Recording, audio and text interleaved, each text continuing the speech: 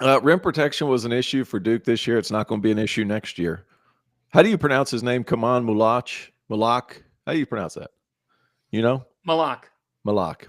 No, Uh, you had him at the Hoop Summit, didn't you? I did. Yeah, Malak. Like, what was your takeaway with that one, Fanta? Seeing him in person, he's massive. He is massive. He Yeah. is massive. Great kid. Needs to mold. He needs certain things. A good amount of development. He's very raw. Yeah, he's been in the BAL for years, playing against grown men, going against some different guys in the ACC. I think he's going to flourish because he moves so well. He's going to be able to block shots. They're not going to ask him to do too much with some of the guys that are around him already. He's going to be something to watch. And Cooper Flagg and him, forget that. Around the rim, you're not getting much. What I'll say about North Carolina is RJ Davis comes back for his 12th year of eligibility. He's going to score 7,000 points in a North Carolina uniform. And that's something that you can rely on. I do find it intriguing in the Tar Heel roster that now you can have some more 5-out stuff. You don't have Baycott down there. I think Jalen Watt, you can pull the 5 out a little bit now if you're Carolina and have even more space to operate with some shooters around. Is Ian Jackson a top 10 player? I didn't see him play well enough last year to know that for sure, but everybody has him as a top 10 guy. So I'm assuming he is that good. But Drake Powell kid's going to be a hell of a glue guy. Think Theo Pinson with the jump shot. Think some of these other guys, really good athlete, terrific defender, going to play within himself, understands what he's good at, what he's not so good at, and just a really well-rounded kid. I like Carolina's just because they're a little bit older, but I think it seems like we do this every other year. Like Duke, by February, is going to be a nightmare. By February. Before that, it's going to be this ever-evolving thing that Jon Scheyer's had. Think Derek Lively and those guys a couple years ago, whenever in February they really found the rhythm and what they were good at. I think that's what we're looking at with Duke this year. Oddly enough, I think the biggest issue with Duke is going to be the point guard spot, right? Like I love what Scheyer went out and did in the portal, right? He added Mason Gillis, who was a perfect glue guy in terms of being switchable, being a shot maker, being a 3-and-D guy.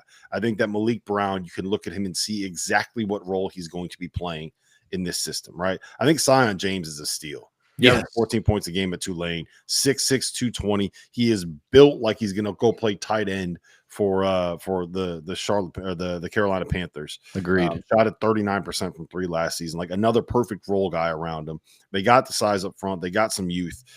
Caleb Foster is going to be a shot maker, I think, this year. Will step into a bigger role.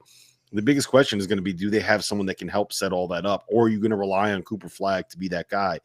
I don't know if he's going to, at 17 years old, I don't know if he's going to be quite good enough to be that guy. But I don't know. What is your take on that? I just think about what they can do defensively against you this year. Like Zion James was a problem defensively at Tulane. He's in the passing lanes. He's strong as an ox. It's hard to get around him. Like you look around at the other guys they brought in, Malik Brown, long, rangy, athletic, can really defend 5 positions. Look at him. Mason Gillis, a solid role guy that you're going to throw in there. Darren Harris is the lowest rated recruit they have. They're all in the top 30 in ESPN's top 100 rankings. They're all in the Darren Harris can fill it up. Caleb Foster had an up and down year last year. Think about the size of that team.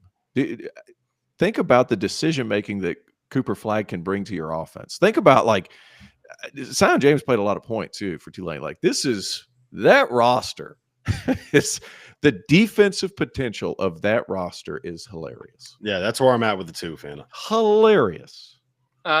Very good team.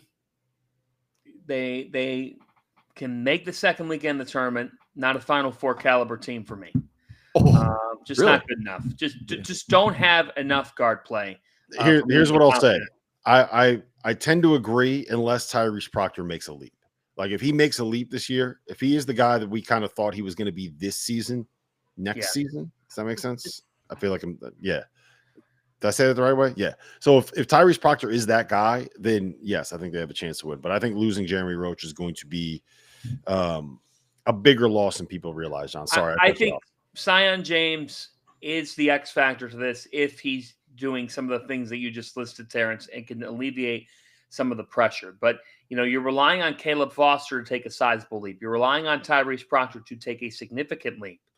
Cooper Flagg, the talent is undeniable. And anybody that's being negative about what they think of him, I think that's just, I don't see it. I don't know why you would be negative about him.